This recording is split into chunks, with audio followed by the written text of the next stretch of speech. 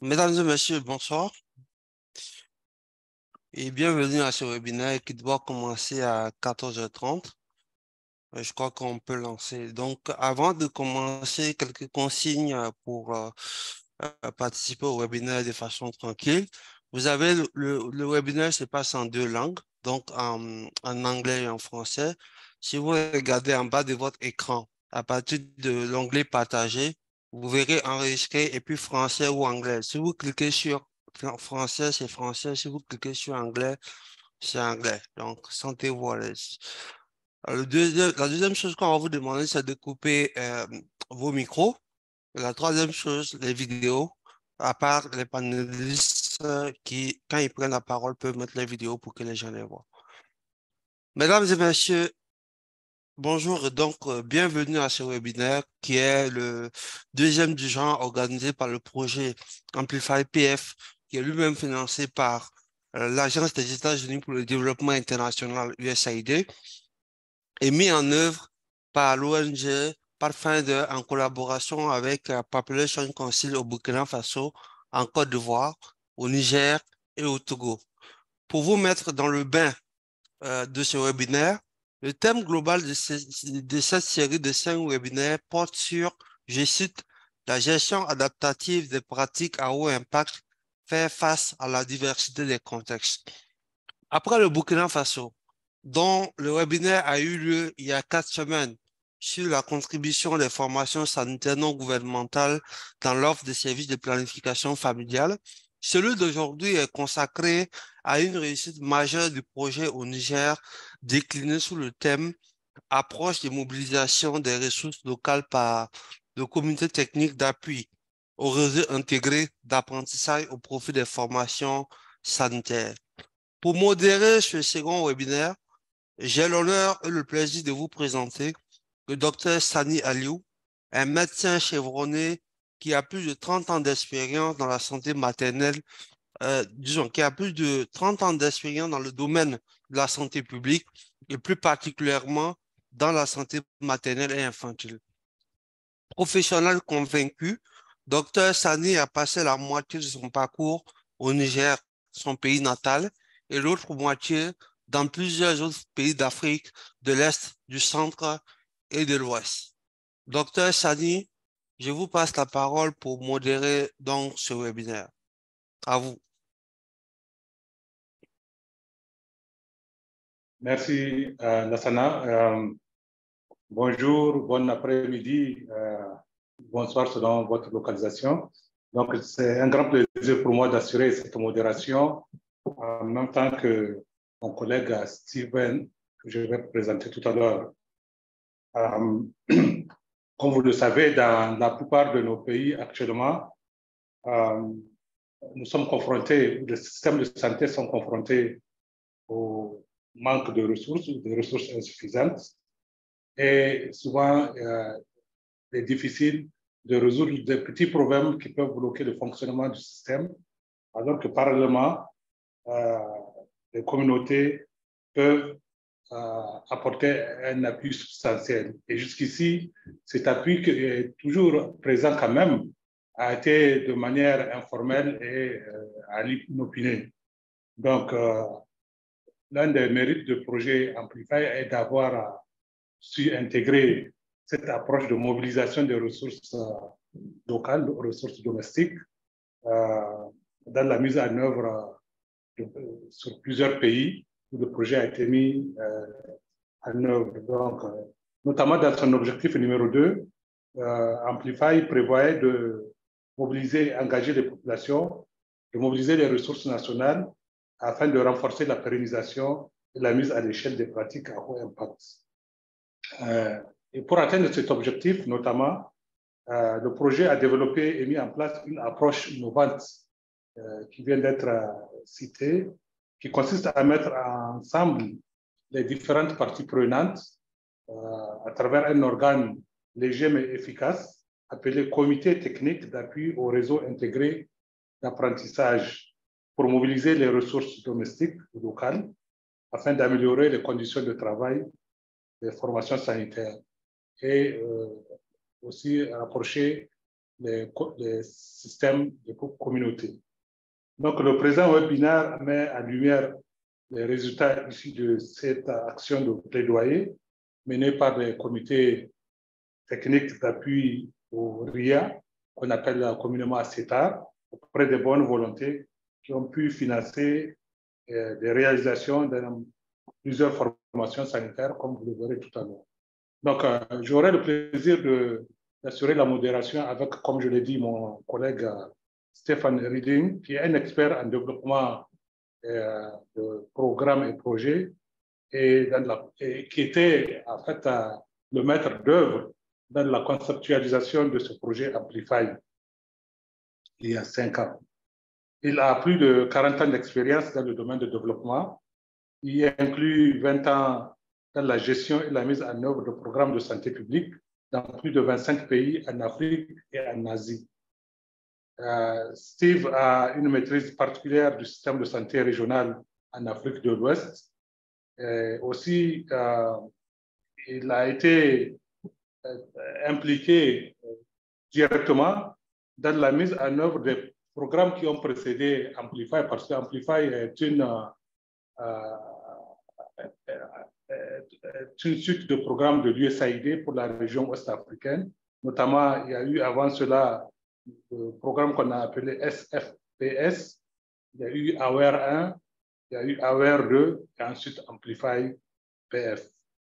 Donc, Steve a aussi conçu une stratégie régionale pour la croissance du programme santé de la reproduction de Pathfinder en Afrique de l'Ouest, francophone. Et il a démarré, c'est lui qui est la tête du démarrage de tous les programmes de Pathfinder au Burkina, en Côte d'Ivoire et au Niger. Il est actuellement conseiller spécial pour la mobilisation des ressources en Afrique de l'Ouest pour Pathfinder au niveau global. Donc, nous allons commencer par une présentation qui sera faite par Dr Assama.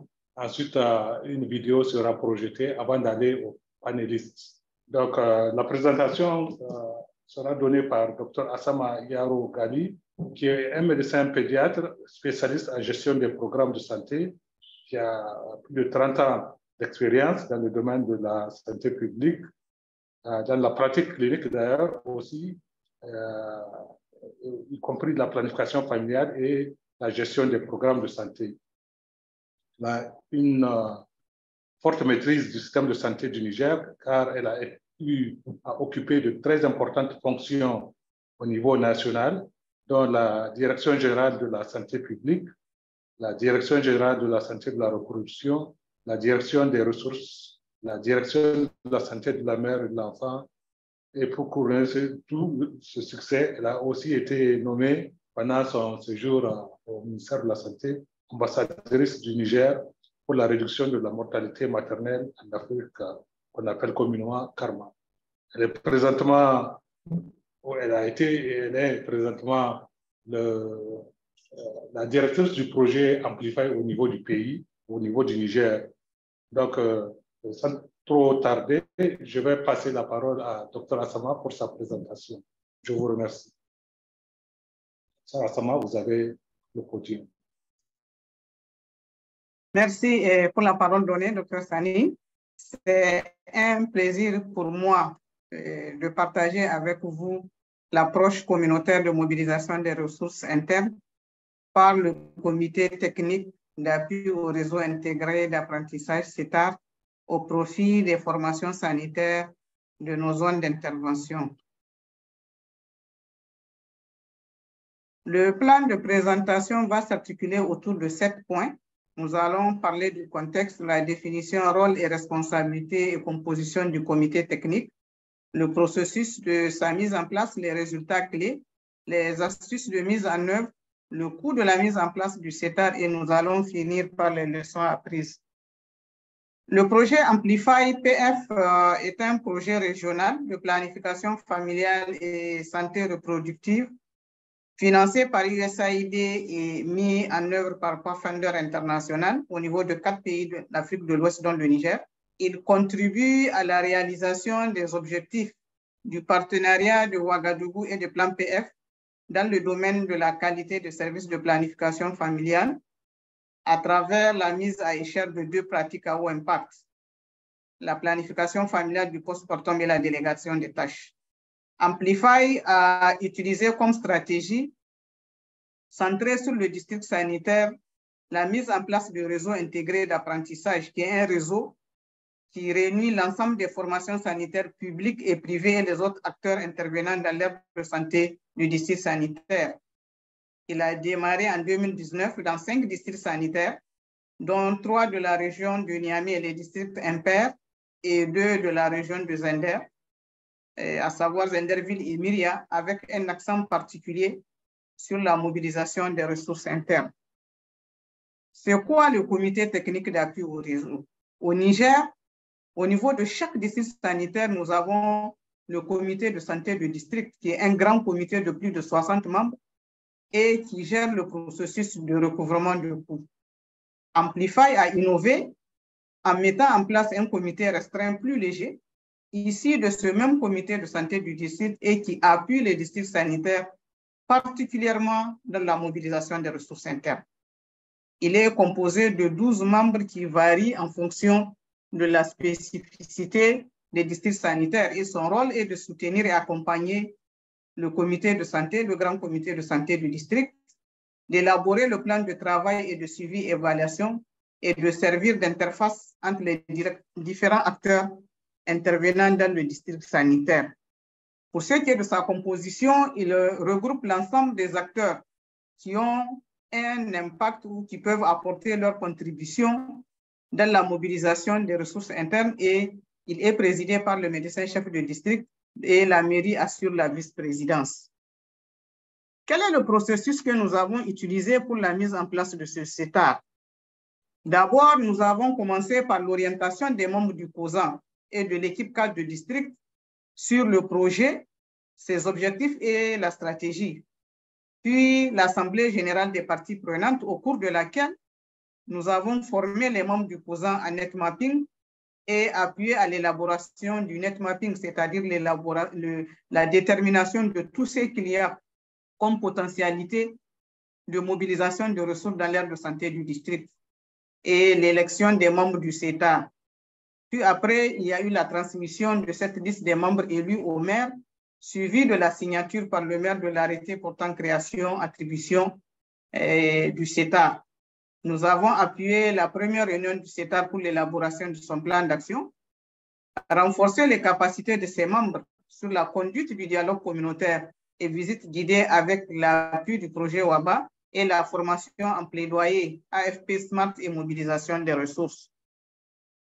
Ce comité a eu à mener plusieurs activités sur le terrain, dont la visite des formations sanitaires publiques pour recenser l'ensemble des problèmes prioritaires, élaborer un plan de résolution des problèmes et un plan de mobilisation des ressources. Ils ont eu à conduire des dialogues communautaires et visites guidées dans les formations sanitaires, faire le compte-rendu de leur activité au grand comité de santé, plaider pour le financement par la commune et les autres acteurs de la santé et de la reproduction et renforcer la mobilisation des acteurs et des ressources pour le financement de la santé et de la reproduction dans le district sanitaire à travers les différentes sorties de plaidoyer dont vous avez quelques images à ma droite. Quels sont les résultats?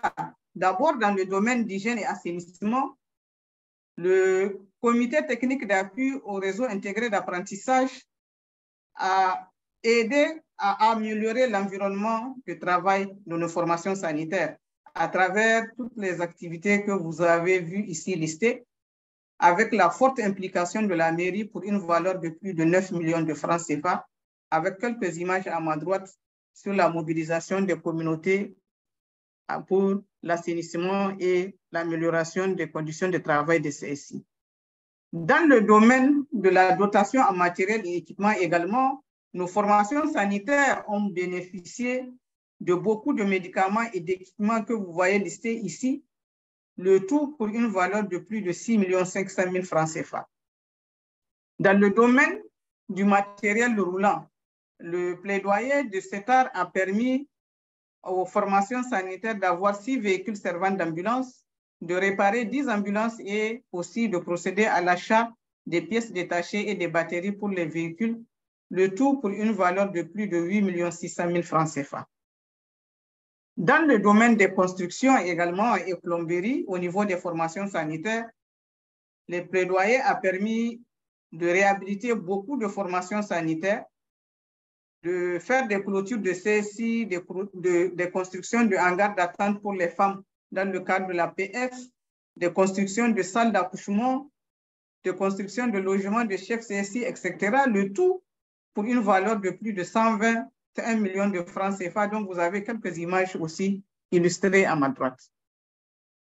Globalement, quand on regarde de 2021 à 2023, l'ensemble des 5 CETAR de nos zones d'intervention ont pu mobiliser un total de plus de 184 millions de francs CFA, repartis entre le CETAR de Myria pour plus de 110 millions de francs CFA, le CETAR Niamey 5 pour plus de 44 millions de francs CFA, le CETAR Niamey 1 pour plus de 18 millions de francs CFA, le CETAR de Zenderville pour un peu moins de 6 millions de francs CFA et le CETAR Niamey 3 pour environ 5 millions de francs CFA. Nous avons 4 sources de financement. Les sociétés et entreprises ont contribué à plus de 84 millions de francs CFA. Il y a eu des particuliers, des fois, qui ont dit dans l'anonymat, qui ont contribué à plus de 50 millions de francs CFA. La commune avec plus de 29 millions de francs CFA et les communautés elles-mêmes ont contribué à plus de 20 millions de francs CFA. Cette approche a séduit beaucoup de partenaires et nous avons déjà répliqué le modèle avec notre projet de plateforme Impact 2 au niveau du district sanitaire de Madawa dans la région de Tawa. Nous avons 2 candidats à la réplication du modèle, Population Service International qui voudraient le faire dans 3 districts sanitaires et le projet MIR dans 6 districts sanitaires. Quels sont les axes pour la mise en œuvre pour une amélioration de cette approche? D'abord, c'est la fixation des critères pour être membre du CETAR, surtout par rapport à la disponibilité. C'est vraiment l'identification des personnes influentes des aires de santé du CSI qui a facilité la mobilisation des ressources et la forte implication des maires pour assurer la pérennité de cette approche.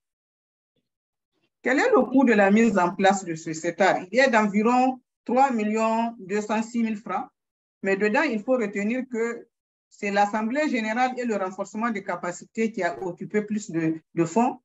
Quant au fonctionnement annuel d'un CETAR, c'est de 234 000 francs CFA par an. Quelles sont les leçons apprises? Ce qui a marché, c'est les visites guidées couplées au plaidoyer de mobilisation de ressources. C'est l'identification des potentiels partenaires de l'aire de santé du CSI par les responsables du CSI. C'est la conduite de cette visite de toutes les formations sanitaires pour identifier les problèmes de fonctionnement, faire un plan de résolution de problèmes et un plan de plaidoyer et la mise en place des comités de suivi de mobilisation de ressources après chaque visite guidée. Il faut noter que l'engagement des membres du CETAR est l'élément fondamental pour aider les communautés à apporter leur contribution à l'amélioration des conditions de travail de nos formations sanitaires.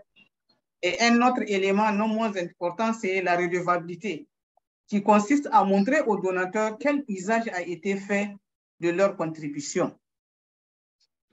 Ce qui a amélioré, c'est vraiment la documentation et le partage des résultats des pratiques promoteurs entre les différents CETAR, comme vous voyez que la mobilisation diffère d'un CETAR à l'autre. C'est la mobilité des acteurs clés étatiques et l'organisation des tables rondes de mobilisation des ressources. Nous avons 3 grands défis. C'est l'appropriation des activités du CETAR par les communes après le projet Amplify.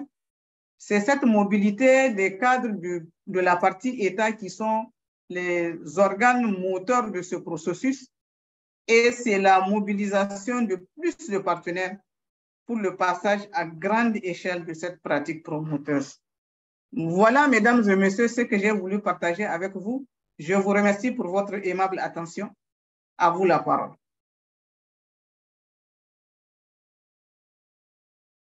Merci beaucoup, Dr. Asma. Avant de remettre la parole donc au modérateur, nous avons prévu de vous présenter un film d'environ 5 minutes qui vient en appui à la présentation PowerPoint faite par Dr. Asma et qui montre comment, à travers des témoignages précis, le projet USAID Amplify implémente cette approche innovante pour mobiliser des ressources locales par les communautés pour la santé reproductive au Niger. Vidéo.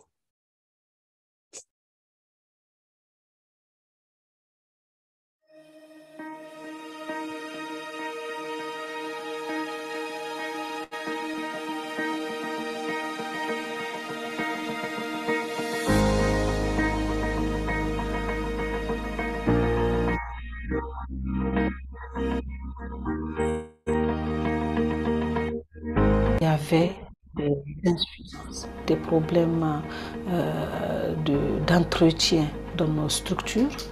Il y avait un problème d'accueil, une insuffisance de la sensibilisation de la population et il y avait des gaps de certains matériels techniques au niveau de ces structures.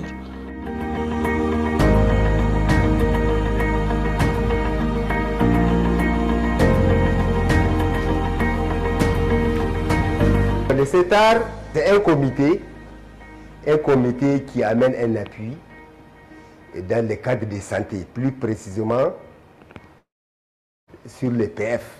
Les activités menées par le CETAR, c'est les dialogues communautaires, la visite guidée, les plaidoyers. Le CETAR est composé de membres de la communauté, à savoir des représentants des structures féminines, des représentants des ONG et associations, des représentants de la tutelle même au niveau de la mairie, le COGES au niveau des CSI et plus le COGES au niveau du district.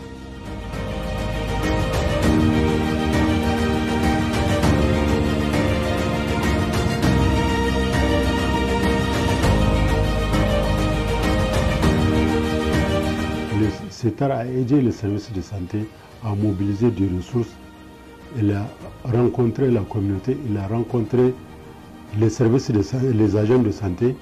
On a dégagé tous les problèmes qu'ils rencontrent les services de santé par rapport à l'utilisation des services de santé de la reproduction. La population a bien compris les enjeux de ce projet.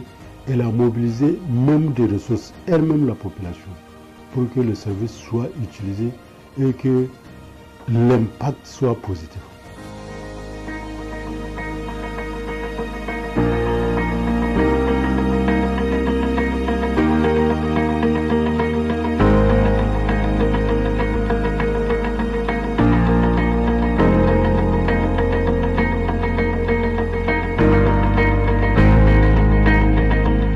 Les relations de CETAR sont visibles à l'œil nu. Si je prends par exemple le CSI Rutguna, le CSI Bilmari, il y a la clôture, par exemple, qui ont été faites en matériel définitif. Il y a les ambulances qui ont été données un peu partout. Tout ça, c'est les plaidoyers de CETAR. On a eu de bonnes volontés qui ont contribué, qui ont amené du matériel tel que les tensiomètres, les balances qu'on a eu à travailler avec. Une bonne volonté a construit une maternité flambant neuve de plus de 10 millions. Vraiment, beaucoup de choses se sont améliorées. Il y a les femmes qui viennent, il n'y a pas de rupture. Et puis vraiment, notre matériel est bon, ils nous ont amené tout. Alhamdulillah.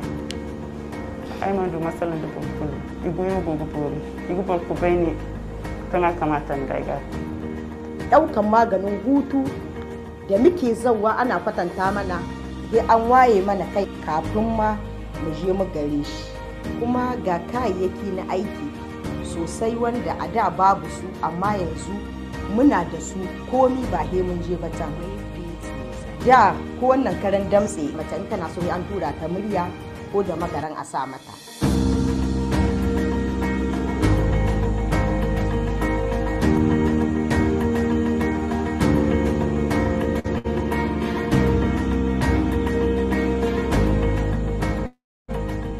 Amplify a apporté en tout cas des activités à haut niveau d'impact. On va les pérenniser. Nous, on va programmer des activités du CETAR dans nos plans d'action annuels. Nous allons ensemble avec les membres du CETAR nous réunir très bientôt pour déterminer quel est l'appui nécessaire que nous allons apporter pour leur permettre de continuer leur travail.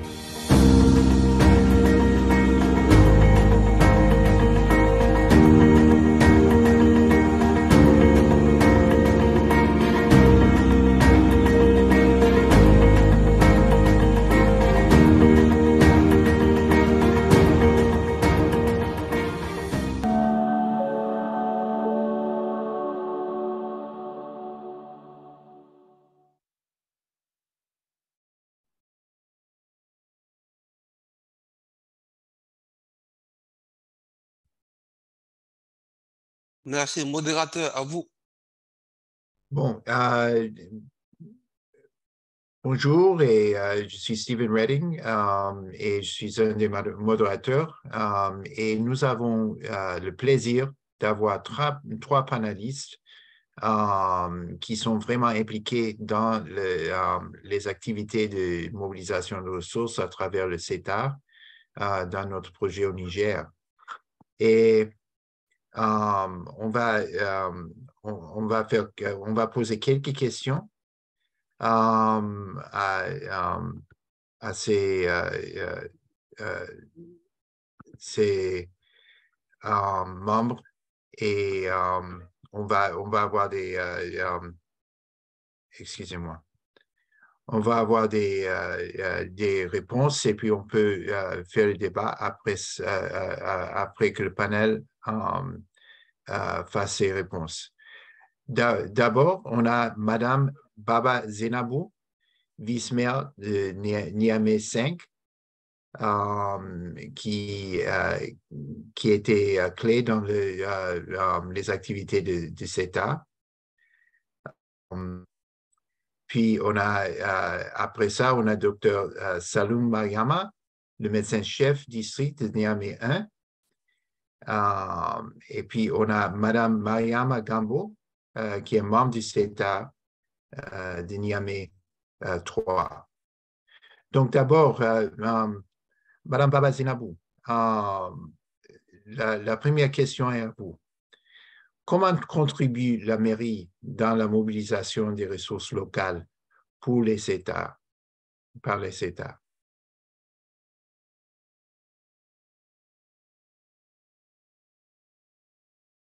Vous m'entendez? On ne vous entend pas. Vous pouvez activer votre micro.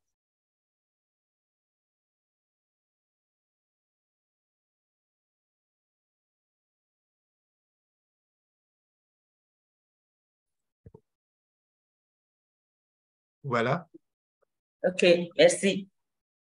Merci beaucoup de m'avoir passé la parole. Donc, la mairie accompagne chaque fois le CETAR dans ses activités. Lors des visites guidées et des visites de formation, la mairie envoie chaque fois son représentant.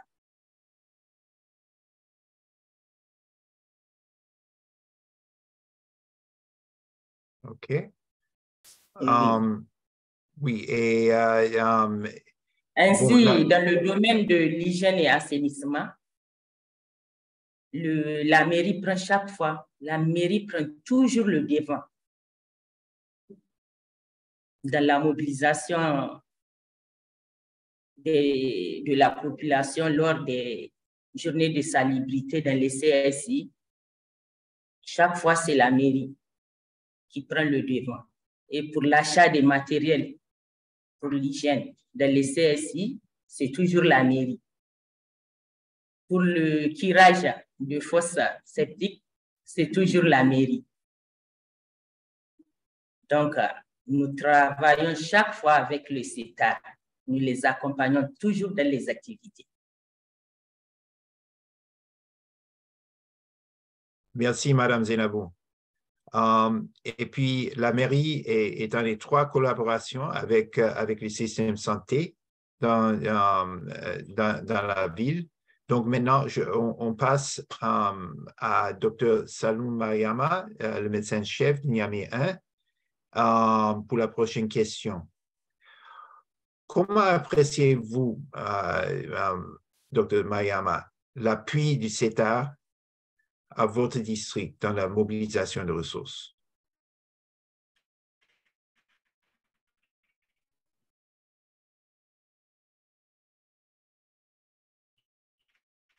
Dr. Mariama? Merci Stéphane.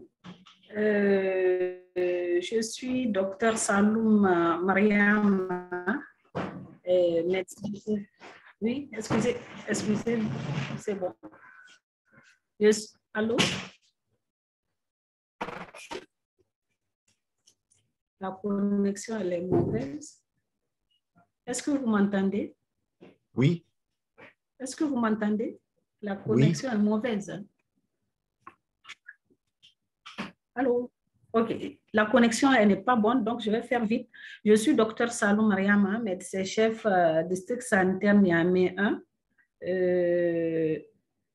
L'appréciation qu'on fait du CETAR dans notre district, il est énorme. Donc, vraiment, c'est positif. Le CETAR, c'est une des grandes innovations que Amplify PF a apporté à notre district. Et je le dis bien, une des grandes innovations. Le CETAR, si je vous dis, par exemple, il y a 3 ou 4 ans, que nous, mon équipe et moi, au niveau du district sanitaire Niamey 1, on allait autant mobiliser des fonds pour régler des problèmes de fonctionnement, j'allais être dépassée. Mais aujourd'hui, grâce au CETAR, nous avons eu beaucoup d'avantages où certains districts de la région de Niamey, je ne sais pas pour les autres, en tout cas certains districts de la région de Niamey qui n'ont pas de CETAR, nous avons, c'est un point fort pour nous. Ça, c'est une des premières appréciations. Autre appréciation positive qu'on a, c'est par rapport à l'amélioration de notre collaboration avec la mairie. Auparavant, la mairie, c'est vrai, nous sommes une des entités sanitaires de la mairie, mais c'était timide. Mais cette fois-ci, l'appui de la mairie a amélioré notre approche entre nous. Ils connaissent de plus en plus notre besoin, ils maîtrisent notre gap et ils orientent les partenaires pour nous appuyer. Et grâce au CETAR, donc cette amélioration a amélioré notre environnement de travail. Grâce également au CETAR et le plaidoyer que Amplify PF a appuyé les différents membres du CETAR à acquérir, le plaidoyer est devenu une activité du district et avec l'appui du CETAR, nous avons réalisé plusieurs activités de fonctionnement dans notre district. Je peux citer entre autres la réhabilitation de nos CSI. La réhabilitation, ici, je dis, il y a eu plus de visibilité en termes de peinture dans nos différentes structures sanitaires. Nous avons eu la construction des hangars d'accompagnants ou de malades qui étaient exposés ici et là dans nos structures. Il y a eu le recrutement de personnel grâce au plaidoyer qu'on a acquis. Nous avons eu des activités de salubrité dans nos différents CSI, l'acquisition des matériels techniques dont on a mis à la disposition de nos formations sanitaires. La liste est longue, je ne peux pas citer beaucoup, la liste est exhaustive. Et bien sûr, grâce au CETAR, qui maîtrise les problèmes de la population, grâce aux différents dialogues communautaires, grâce aux visites guidées qui est faite avec des personnes influentes. Ils ont vu la réalité dans nos structures sanitaires, les problèmes sur la PF, et ça a tiqué beaucoup de cœur des différentes parties prenantes où ils ont vraiment mis la main dans la poche pour accompagner le district. Et ainsi de suite, avec les gaps qui étaient énormes, maintenant les gaps se sont vus amenuiser grâce à la mobilisation. Donc voilà ce que je peux dire comme appréciation par rapport au CETA. Merci, Dr. Mariama. Donc, vous avez vu la variété des différentes œuvres que Dr. Mariama a citées, qui sont les fruits de la mobilisation de ressources sous l'égide de la ville, sous l'égide de l'office de la vice-maire. Donc maintenant, on passe à un membre du CETAR de Niamey 3, Madame Mariama Gambo. Et la question à Madame Mariama, c'est comment faites-vous pour mobiliser autant de fonds pour les formations sanitaires, la variété que Dr. Mariama a citée?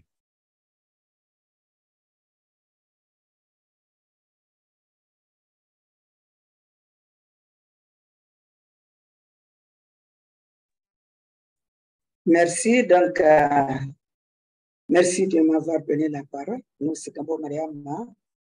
Je suis rapporteur du CETAR de l'arrondissement communal de Niamey 3. Et comment nous mobilisons l'argent? C'est très simple. Après l'expérience que nous avons eu à faire, nous avons commencé par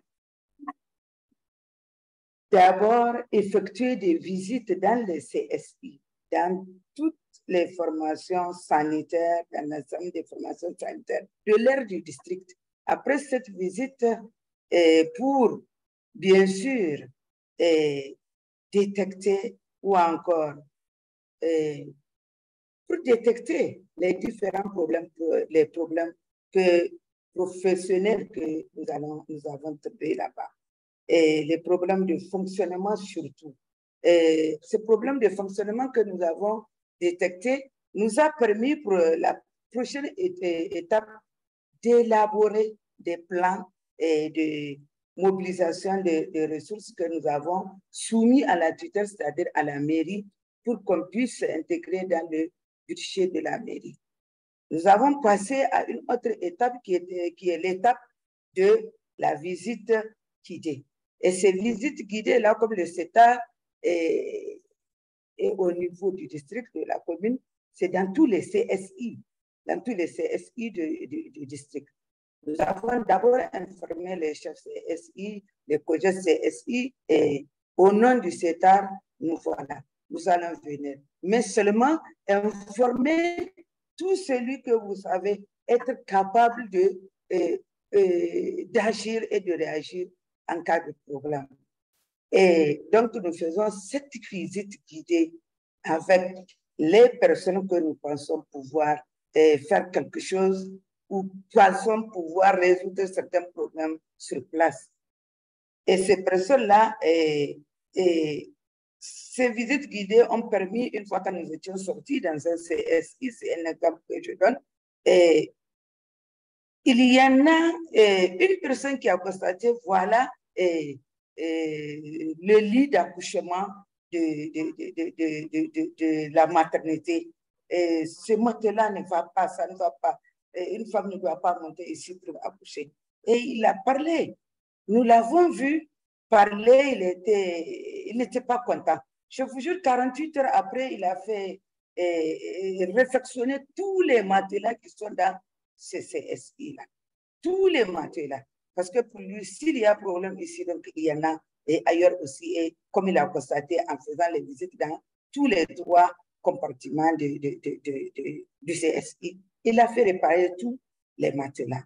Et une autre méthode, c'est la méthode du plaidoyer. Et cette méthode, nous la faisons, elle aussi, avec la complicité des leaders de l'aire de santé du district, pour ne pas dire l'aire de santé des CSI, et accompagné de la tutelle, c'est-à-dire du maire, ce qui renforce, qui donne un poids à ce que nous sommes en train de faire. Parce qu'une fois que le maire est là, tous ceux qui sont là, quand nous exposons les problèmes que nous avons détectés dès les premières visites, nous leur montrons ça. Beaucoup se prononcent en présence du maire. Moi, je vais faire ceci. Moi, je vais faire cela. Moi, je prends ceci. Moi, je prends cela. Et donc, nous avons les 3 méthodes qui nous permettent de mobiliser de l'argent dans chaque CSI au moment opportun. Merci. Merci, Madame Mariama. C'était très détaillé sur les différents outils qu'on utilise pour faire le plaidoyer auprès de la mairie, de la population de la ville et les donateurs locaux pour dégager des projets de fonds. Merci beaucoup. Maintenant, on va boucler cette partie du panel en revenant à Dr. Asma. Et une question pour vous, Dr. Asma. Quel aspect retenez-vous le plus du travail du CETAR dans la mobilisation de ressources? OK, merci beaucoup. Il y a vraiment beaucoup d'aspects, dont le premier, c'est vraiment la disponibilité des membres du CETAR. Ça, je retiens de ça vraiment un aspect très important parce qu'en 3 ans de mise en œuvre, il y a eu le taux de participation des membres du CETAR est plus de 80%, où les gens vraiment, dès qu'il y a un groupe WhatsApp qui est créé, et dès qu'il y a une réunion, vraiment les membres du CETAR se mobilisent pour venir assister aux réunions statutaires ou aux sorties de plaidoyer ou aux visites guidées au dialogue communautaire. C'est vraiment cette disponibilité que je salue, ou aussi il y a très peu qui ont quitté, parce que des fois quand on met en place un comité, au bout de quelques années, les gens vont déserter, mais il y a vraiment très peu qui ont quitté, et ça aussi, c'est dû des fois au changement de localité. L'autre élément, c'est l'engagement. Au départ, quand on a commencé le processus, on a accompagné les membres du CETAR dans les réunions, etc. Mais à partir de la 2e année, on a levé le pied et on a vu les membres du CETAR eux-mêmes se prendre en charge, s'organiser, convoquer leurs réunions, faire leur plan de plaidoyer, sortir sans l'accompagnement du projet. C'est que je salue beaucoup. C'est vraiment cette autonomie qu'ils ont maintenant pour faire le processus, et le projet ne fait que faire le suivi. Un autre élément que j'apprécie aussi de ce comité, c'est la redevabilité et la transparence. Parce qu'à chaque fois que l'équipe sort et qu'ils ont un résultat ou qu'ils vont faire un plaidoyer ou une visite guidée au cours de laquelle il y a eu une donation, c'est partagé avec l'ensemble de l'équipe, et également on fait le feedback à celui qui a donné la donation. Donc on l'appelle pour qu'il vienne voir l'effet de ce qu'il a donné. Ça, je retiens de ça aussi une des pratiques très importantes du CETAR. Merci beaucoup. Merci, Dr. Asma. Maintenant, je passe la parole à mon co-modérateur, Dr. Sani Aliou, pour continuer les questions aux panélistes. Dr. Sani. Merci, Steven. Donc, nous allons passer à la 2e série de questions aux panélistes. On va revenir à Dr. Saloum Mariama, la MCD de Niamey 1. Cette question est revenue aussi dans les chat box avec les participants sur la pérennité. Docteur, avez-vous une stratégie pour maintenir l'appui du CETAR au district après la fin du projet Amplify? Merci, Docteur Sani. Le district sanitaire Niamey 1 nous pensons à deux grandes stratégies pour pérenniser à notre niveau. La première stratégie programmée dans le plan d'action, la prise en compte du fonctionnement du CETAR dans le PAA. Donc, je prends l'exemple de l'année passée, et en 2022, lors de la revue des activités du PAA 2022, nous avons cité comme bonne pratique l'appui du CETAR. Et les indicateurs de performance, ils ont vu les résultats, le progrès qui a été fait. Et donc, ils ont beaucoup posé des questions par rapport à ça. Et donc, il y a des partenaires qui sont intéressés par ces différents points gagnés lors de l'appréciation des indicateurs de performance. Donc, je reste convaincue que ces partenaires pourront prendre les activités du CETAR dans le plan d'action annuel. Et la deuxième stratégie, il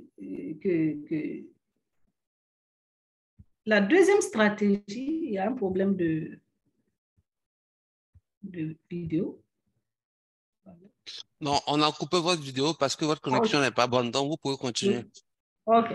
La deuxième stratégie dont on pense, c'est de discuter avec la mairie et la poursuite de leur appui au niveau du plaidoyer. Vraiment, on remercie la mairie grâce à leur collaboration. Il y a 3 ou 4 ans, la mairie ne maîtrisait pas nos différents soucis concernant la santé, mais maintenant, grâce au CETA, parce qu'il y a des membres de la mairie dans le CETA, ils orientent des partenaires de proximité pour nous accompagner dans la mobilisation des ressources et certaines actions comme matériel, comme construction de CSI. Et donc, ils nous apportent leur apport. Et on compte, grâce à leur collaboration, dans le plan,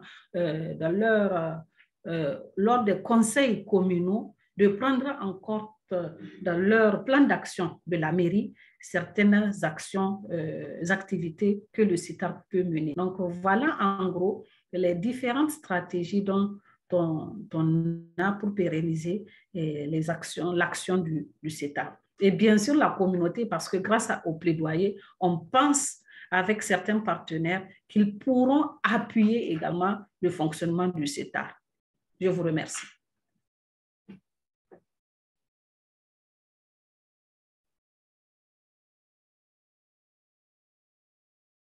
Votre micro, docteur. Aïe, aïe, aïe. Donc, nous allons revenir, excusez-moi, à Madame Maria Magambo, membre du CETAR Niamey 3.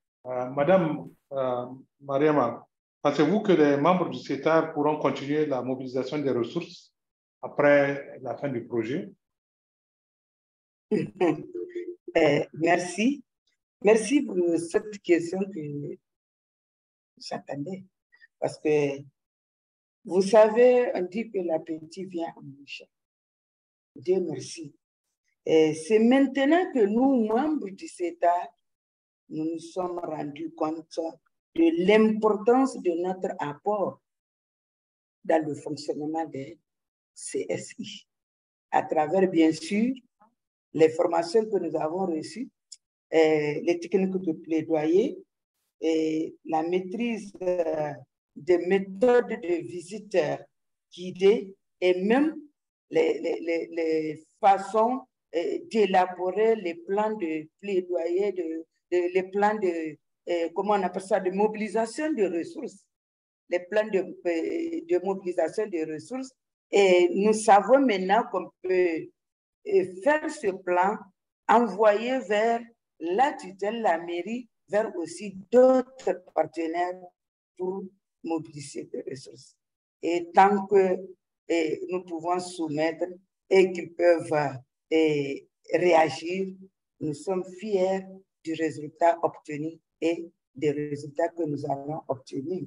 Donc, je suis sûre que les CETAR pourront continuer leur travail après Amplify. Merci. Merci, madame. C'est encourageant de l'entendre. On voit que vous le dites avec une très grande conviction. On va revenir à madame la vice-maire, Niamey 5, madame Baba Zenebou. À votre avis, comment faire pour que les mairies prennent en charge le fonctionnement de CETA après la fin du projet?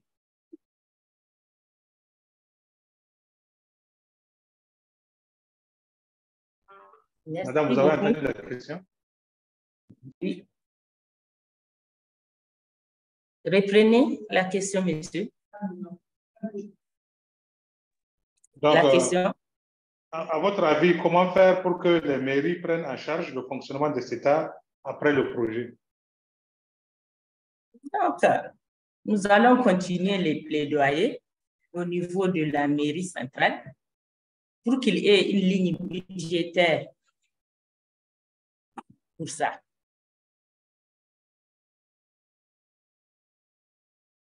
Le CETA a beaucoup aidé la mairie dans son travail de tous les jours.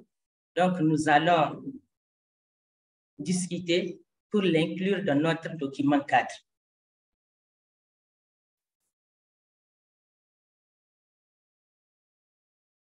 Merci, merci, madame vice-maire. À moins que vous n'ayez quelque chose à ajouter.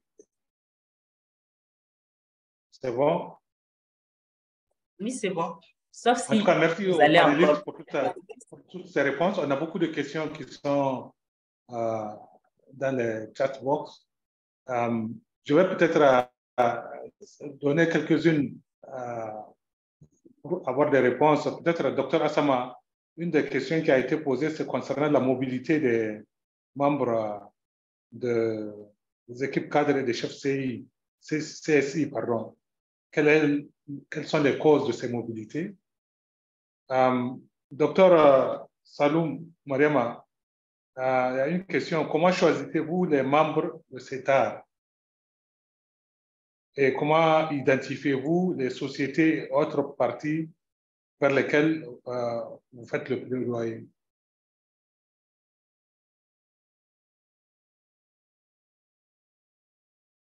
Et une deuxième question peut-être pour le Dr Assama.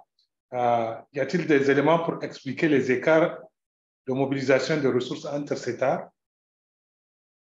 Donc, on va commencer par Dr Assama, ensuite Dr Saloum.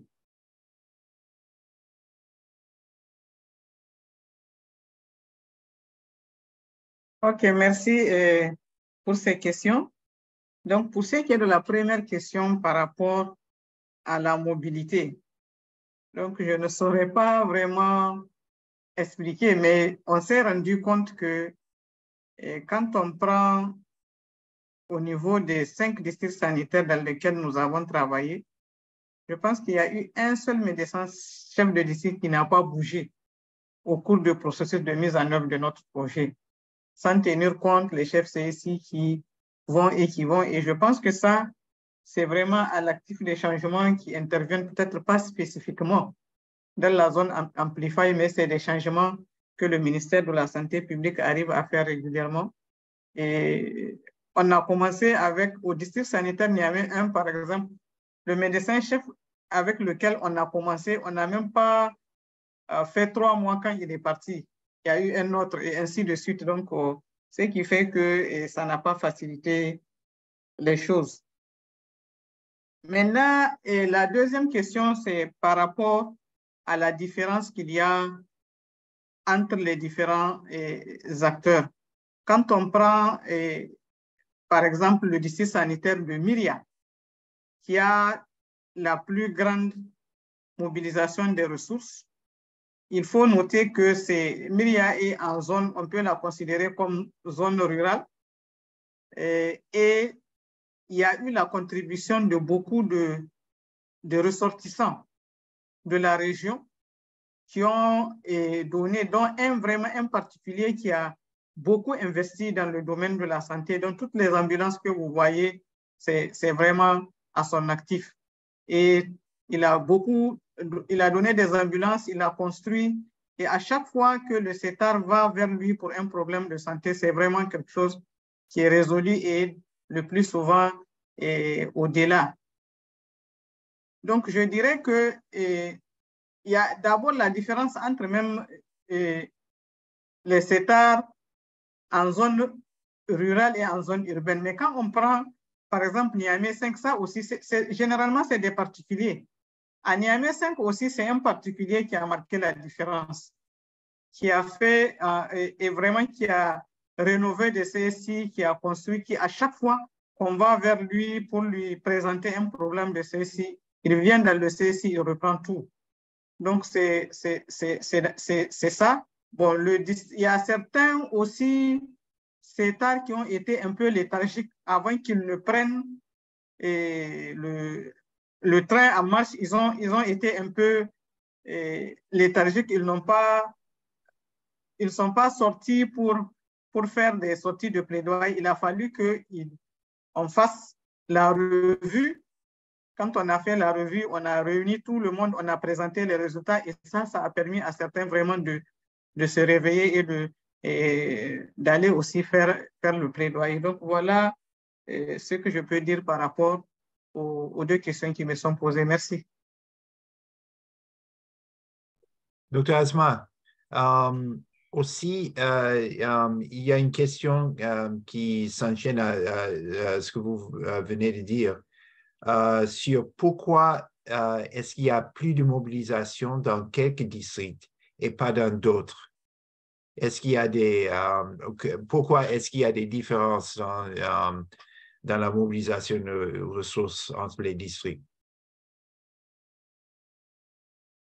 Oui, c'est la réponse que je viens de donner. En fait, j'ai dit que il y a des différences entre les districts parce que d'abord, dans certains districts sanitaires, c'est des particuliers en fait qui ont fait la différence. Il se trouve que dans certains districts sanitaires, il y a des gens influents qui ont de l'argent et qui sont prêts à financer le système de santé. Quand je prends Myria, vraiment, quand on va prendre la personne, là, je ne vais pas nommer son nom, mais quand on va recenser ce qu'elle a financé comme contribution à chaque fois qu'on va vers elle pour le plaidoyer, pour les formations sanitaires, l'ensemble des ambulances, en tout cas, plus de 50% des ambulances, c'est elle, les constructions, les réhabilitations, tout ce qu'il y a comme réhabilitation, c'est la même personne qui a eu à faire tout cela à chaque fois que le CETAR se déplace pour aller exposer un problème. C'est presque sûr qu'à 100%, le problème sera résolu. Niamey 5, c'est aussi la même chose. C'est aussi une personne native je ne veux pas donner aussi son nom, qui aussi a fait plus de 50% de ce que le CETAR a pu mobiliser, qui à chaque fois que l'équipe se déplace pour aller le trouver, pour dire voilà, il envoie quelqu'un, il vient, on recense tous les problèmes et on rénove tout le CSI avec tous les problèmes qu'il y a au niveau du CSI. C'est ce que j'avais donné comme explication, sans aussi oublier certains CETAR qui sont restés un peu à la traîne. Les membres ne sont pas sortis très vite pour aller faire le plaidoyer. Il a fallu qu'on présente les résultats des autres. Quand ils ont vu, là, c'est en ce temps-là qu'ils ont commencé à sortir. Et il y a eu les 2 premières années où ils n'avaient même rien mobilisé. C'est maintenant qu'ils ont commencé à mobiliser au vu de ce que les autres ont fait avec le partage d'expérience des autres. Je ne sais pas si j'ai répondu à la question. Oui, très bien. Il y avait beaucoup de questions dans le chat sur la pérennisation du CETAR et de la mobilisation de ressources dans les différents districts. Et je voudrais adresser cette question à Dr. Mariama, qui a parlé dans le film sur la pérennisation de la mobilisation de ressources. Donc, est-ce que vous pouvez nous donner des détails sur comment on pense institutionnaliser l'institutionnalisation des choses de mobilisation de ressources. Bonsoir, merci Monsieur Stéphane et merci aussi à Dr Sani. Je vais répondre d'abord à deux questions que Dr Sani a posées et je les ai vues aussi ces questions dans les questions et réponses. La première, c'est par rapport au choix des membres du CETA. Au district sanitaire Niamey 1, nous avons procédé à une lettre adressée aux différentes représentations des membres voulus. Par exemple, pour avoir un représentant des jeunes, nous avons écrit une lettre au président des jeunes de l'arrondissement communal Niamey 1. Voilà le profil du jeune qu'on veut, disponible, etc. Et ils ont répondu en nous proposant le nom. Et pour les groupements féminins, également, c'est la même procédure qu'on a suivie. Et la représentante des structures sanitaires privées également, on a écrit. Et chaque fois, c'est une lettre qui est répondue avec un nom du représentant qui se trouve dans l'aire du district. Donc, voilà, entre autres, ce qu'on a eu comme membre du CETA. Et la mairie, le membre, voilà, on a invité le maire sur la personne qui peut représenter la mairie et il nous a identifié une personne et qui puisse nous accompagner disponible à tout moment. Et il y a également une question par rapport à comment se fait le choix des parties prenantes pour la mobilisation des fonds. Avec la mairie, parce que l'amélioration de notre collaboration, en tout cas, était positive, et la mairie nous accompagne avec certaines ONG et associations qui œuvrent dans la santé. Des fois, c'est des ONG et associations dans l'aire de l'arrondissement communal Niamey 1, dans les activités SR ou hygiène-assainissement. Et donc, ce sont ces représentants qu'on parte voir, les coordinateurs. Et on leur expose le problème avec un argumentaire. Et ils sont perceptifs quant au programme, quant aux problèmes et gaps qu'on a, et ils agissent. Et l'un des résultats qu'on a eu, c'est lors de la visite guidée où on invite les personnes influentes à visiter notre structure sanitaire, et là, c'est parlant. Ils découvrent le problème eux-mêmes en voyant la réalité.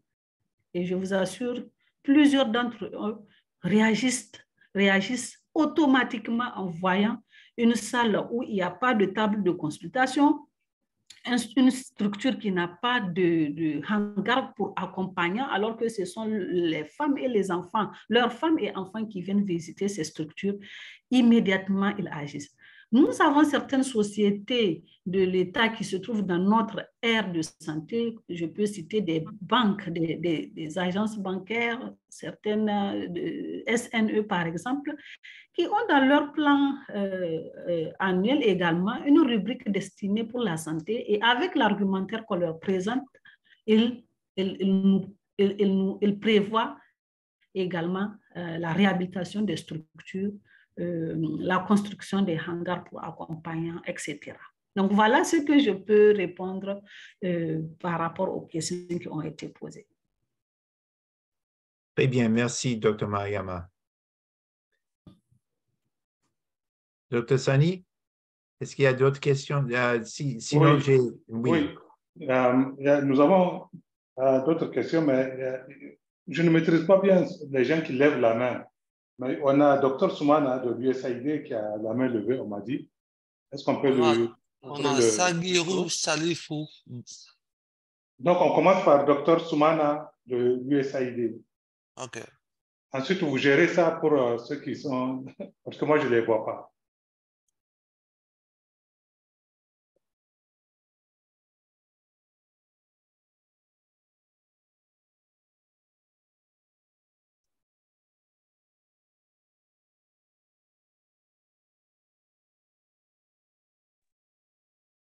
Allô?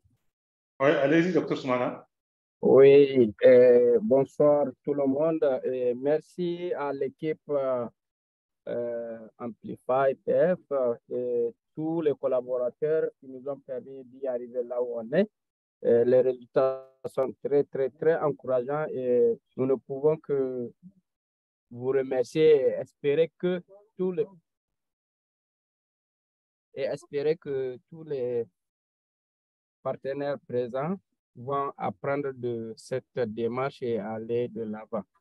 Donc, quand je regarde globalement, j'ai 2 ou 3 petites questions que j'avais déjà mis dans le chat.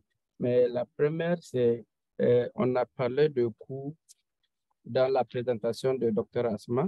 J'aimerais savoir, ce coût est-il pour un seul CETAR ou c'est pour les 5 CETAR globalement? Deuxième question, en regardant globalement cette approche, je me pose la question suivante et selon vous qui avez mis en œuvre cette approche, est-ce que cela veut dire que les CETAR peuvent bien remplacer les COGES? Si oui, comment? Et existe-t-il une note de cadrage pour pouvoir permettre à tout partenaire technique et financier de pouvoir répliquer cette approche? Maintenant, si globalement on dit aujourd'hui, on vous donne une autre chance de prendre ou bien de répliquer cette approche, quels seront les vrais défis que vous voulez changer immédiatement pour accélérer la meilleure manière de mobiliser des fonds plus que ce que vous avez pu acquérir comme résultat? Je vous remercie.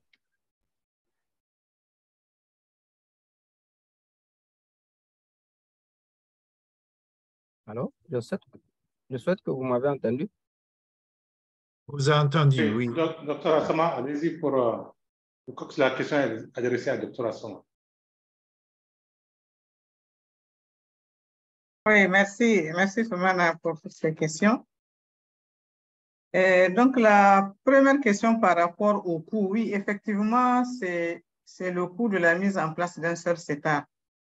Donc, quand vous voyez les 3 millions et quelques dedans, il y a l'Assemblée générale et la formation qui prennent une bonne partie de ce budget. Mais une fois que tout cela fait, CETAR formé, tout mis en place, le fonctionnement, c'est 234 000 francs par an, c'est les réunions statutaires et c'est les sorties de plaidoyer des membres du CETAR. Maintenant, l'autre question, c'est est-ce que le CETAR peut remplacer le COGES? Le COGES est là, je pense que depuis... Et normalement, ça faisait partie de ses prérogatives. Mais aujourd'hui, on remarque que le CETAR a donné plus de résultats. Le CETAR a donné plus de résultats que les COGES avec l'approche que nous avons mis en place maintenant. Peut-être c'est une discussion qui va être menée à un autre niveau. Et nous, en tant que partenaire, on ne peut pas dire que le CETAR va remplacer le COGES, mais nous avons partagé les résultats du CETAR maintenant. C'est au pays de voir si on va le généraliser ou pas. Nous avons un document que nous avons appelé le document de plaidoyer pour la mise en place du CETAR qui retrace en fait tout ce qu'il y a comme processus de sa mise en place pour celui qui veut répliquer. Donc, il n'y a pas de problème. Déjà, nous avons le projet Impact qu'il a fait et nous sommes en discussion avec PSI et le projet MIR pour la réplication. Et si on doit reprendre cette approche, qu'est-ce qu'il faut et peut-être quel changement il faut apporter, c'est ça la question si j'ai bien compris, et pour permettre d'améliorer encore plus la mobilisation des ressources. Je dirais que dans un premier temps, c'est c'est vraiment une des premières approches, parce que quand on avait commencé, c'était par ça qu'on avait commencé, c'est l'organisation des tables rondes. On avait voulu réunir les partenaires pour organiser des tables rondes pour mobiliser les ressources, mais ça n'a pas marché. Au niveau de Niamey, en tout cas, on a tenté, on a essayé de réunir les banques, on a essayé, ça n'a pas marché. C'est après que nous avons changé de stratégie en faisant vraiment les visites guidées qui permettent de voir et en ciblant des partenaires pour aller les retrouver. Et c'est en ce temps-là que nous avons commencé à avoir des résultats. Merci. Je ne sais pas si j'ai répondu à toutes les questions. Je vous remercie. Bon, et Dr. Asma, est-ce que je peux ajouter à la réponse de Dr. Asma? Sani. Allez-y, Steve. Oui, bon, cette question de CETAR et COGES, dans la conceptualisation de la proposition, on a vu qu'il y a un chevauchement entre le rôle de CETAR et le rôle de COGES. Mais on a vu que les rôles sont aussi assez distincts, parce que le COGES est vraiment un comité de gestion pour appuyer le service de santé. Donc, le CETAR est plus pour mobiliser des ressources à l'appui de la formation sanitaire et le système de santé. Donc, les emphases, les cibles des deux organisations sont un peu différentes. Dans l'avenir, peut-être on peut les mélanger, peut-être on peut les intégrer. Mais on voulait quand même avoir un groupe qui est vraiment ciblé sur la mobilisation de ressources pour les systèmes de santé. Merci. Merci, Steve. Et je peux compléter en disant que moi, je vois ça comme le CETAR est une sorte de bras armé ou un sous-comité du COGES. Je crois que ça a été dit d'ailleurs dans le début de la présentation. Quelle est l'autre personne qui a la main levée? C'est Aguima. Oui. Docteur Aguima, vous avez la parole. Oui, merci beaucoup, docteur Sani. C'est juste pour compléter un peu par rapport à cette question, est-ce que les COGEC pourraient être remplacés par les CETAR?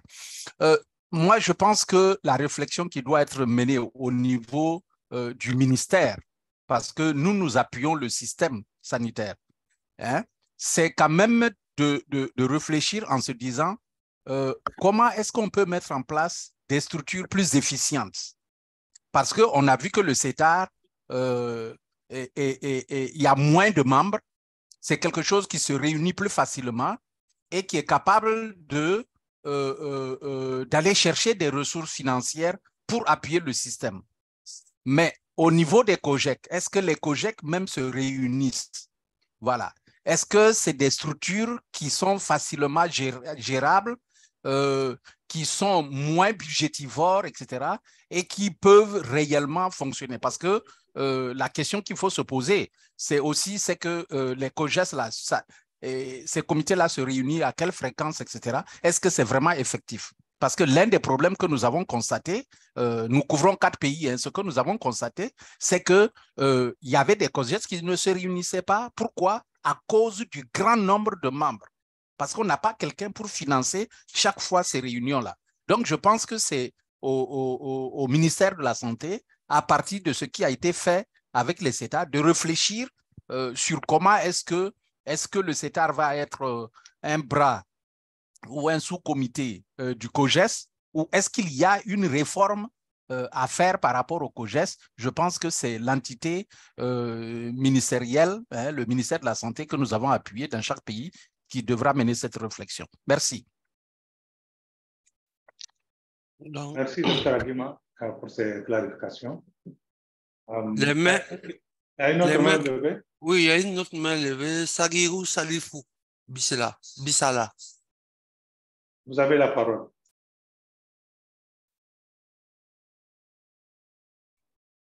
Activez votre micro. Donnez votre nom et votre institution, s'il vous plaît. C'était une erreur. J'ai une erreur, il a dit. OK, il y a Marie-Guetou Compaoré.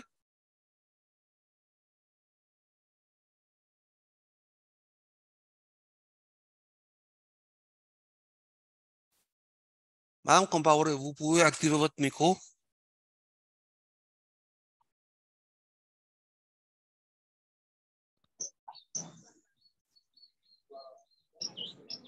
Non, OK.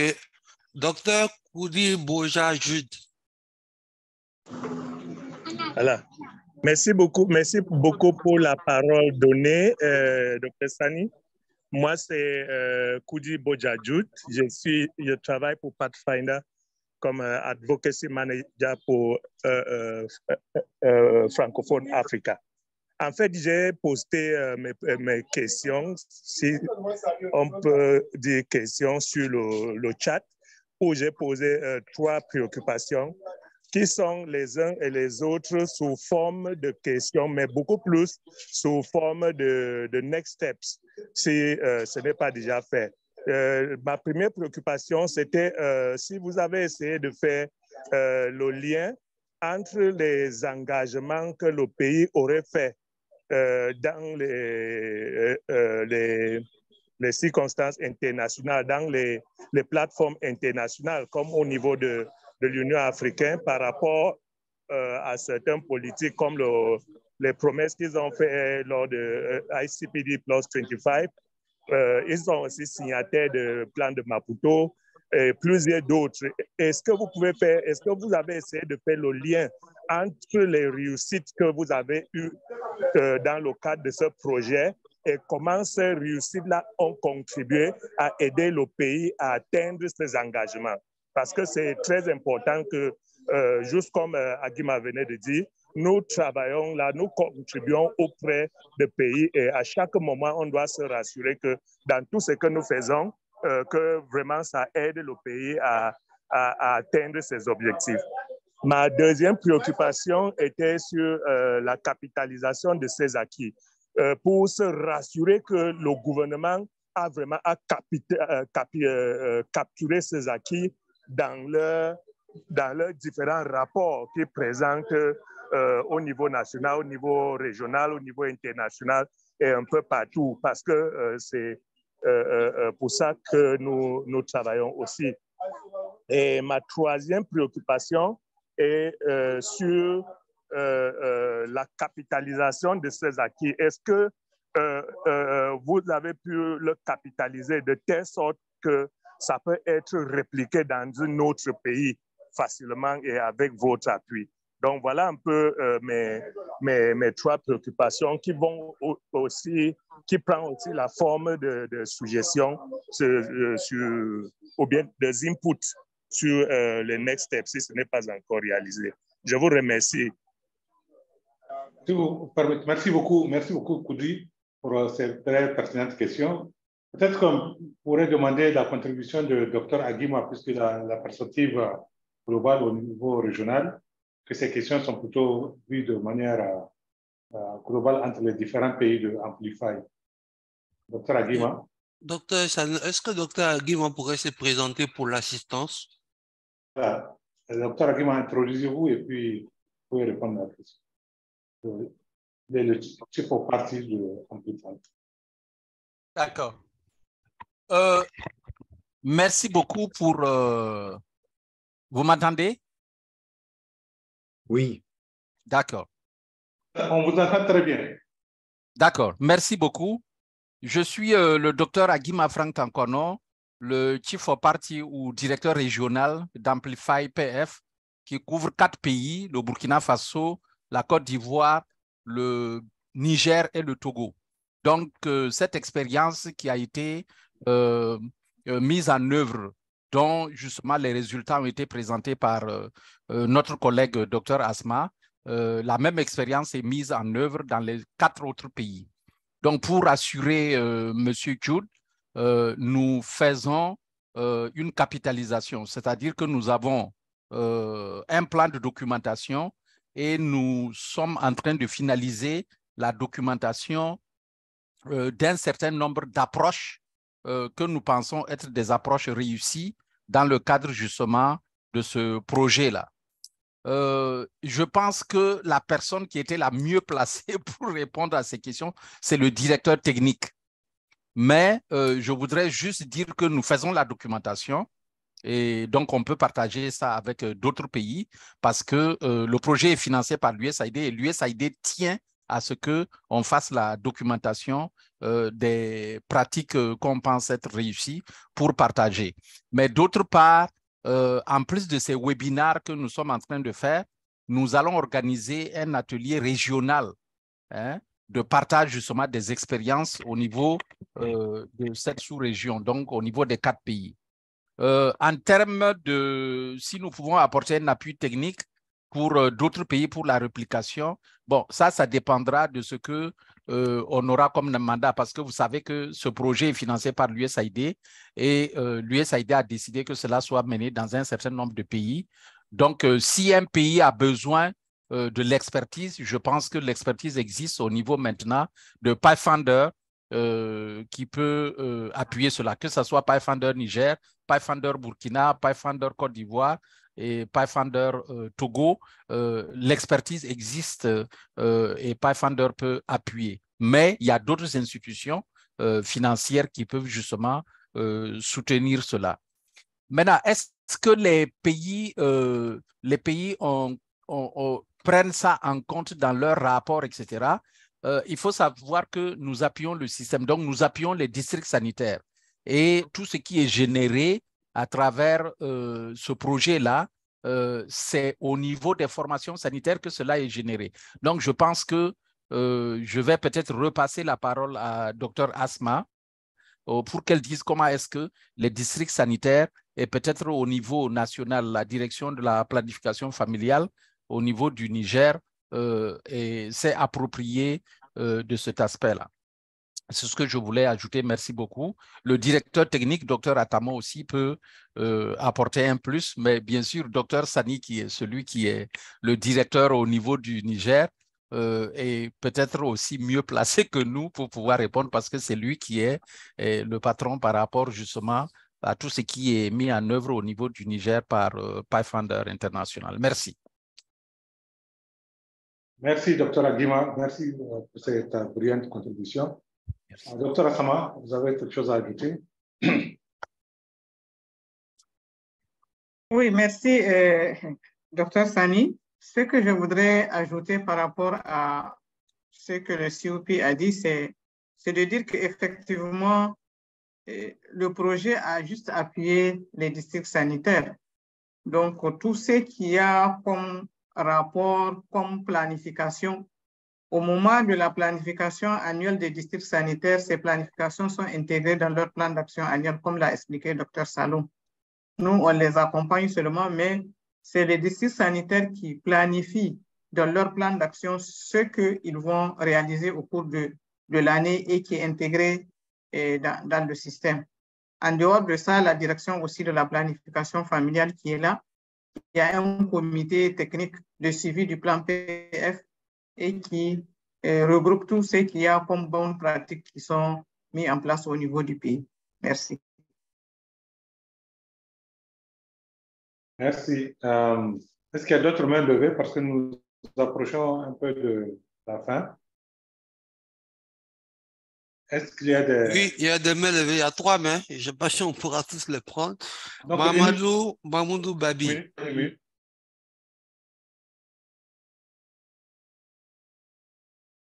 Mamadou Babi, vous pouvez aller. D'accord. Abdullah Ousseini. Bonjour, vous m'entendez? Très bien. Ok, merci beaucoup pour l'équipe d'Amplify. Merci, Dr Sani, Dr Asma, Steve. Merci beaucoup et je suis très ravi d'écouter et d'entendre ce partage-là, ces innovations réussies voilà, au niveau de Amplify Niger.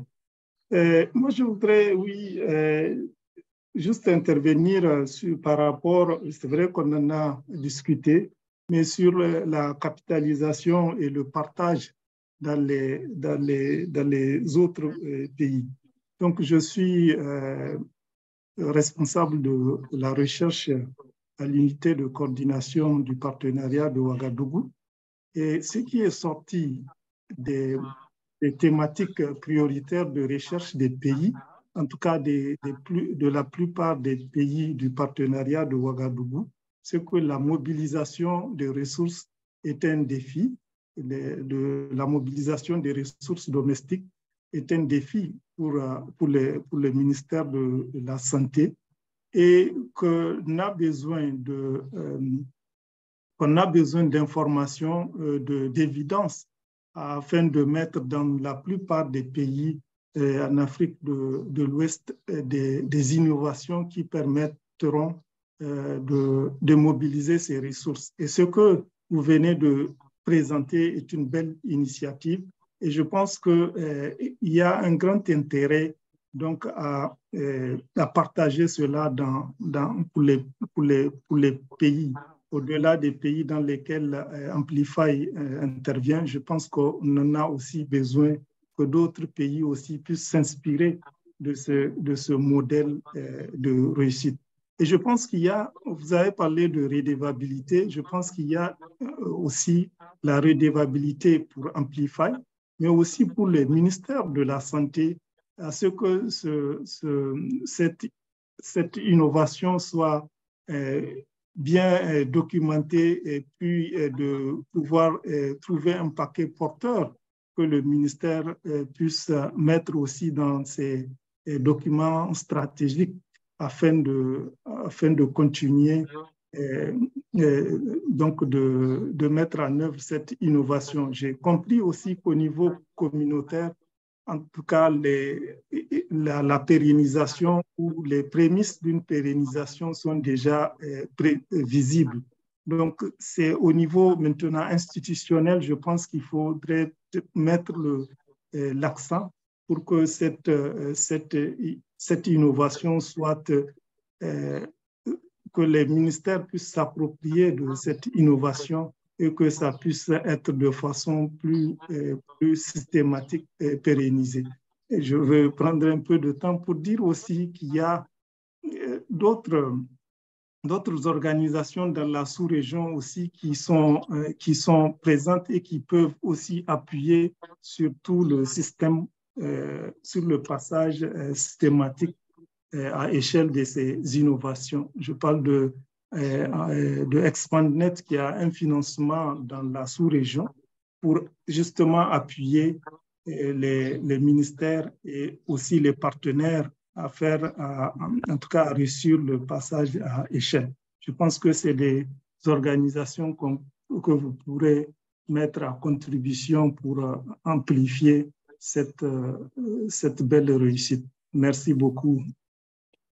Docteur Sani. Merci Abdoulaye. Je crois que nous sommes oui. Merci beaucoup pour cette contribution. Nous sommes vers la fin de ce webinaire. Je vais passer la parole à Steven pour tirer en 1 minute un peu de conclusion avant de passer la parole à Ali ou à Lassana. Bon, merci. Ce qu'on retient de tout ça comme synthèse, je peux dire que c'est le CETA est un bon outil pour la mobilisation de ressources, et ça a vraiment ajouté quelque chose au district sanitaire où on a fait ça. Il y a des possibilités de pérennisation aussi, et du passage à échelle. Et puis, ça, c'est quelque chose vraiment à retenir de notre expérience avec Amplify PF. Donc, je passe la parole finalement à Lassana. Très bien, merci beaucoup Steven. Donc voilà qui met fin à ce second webinaire du projet USAID Amplify.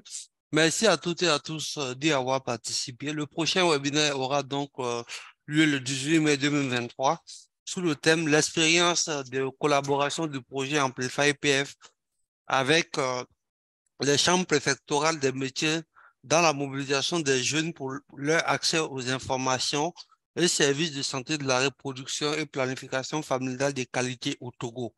Nous serons heureux de vous compter à nouveau parmi nous. Merci et à bientôt.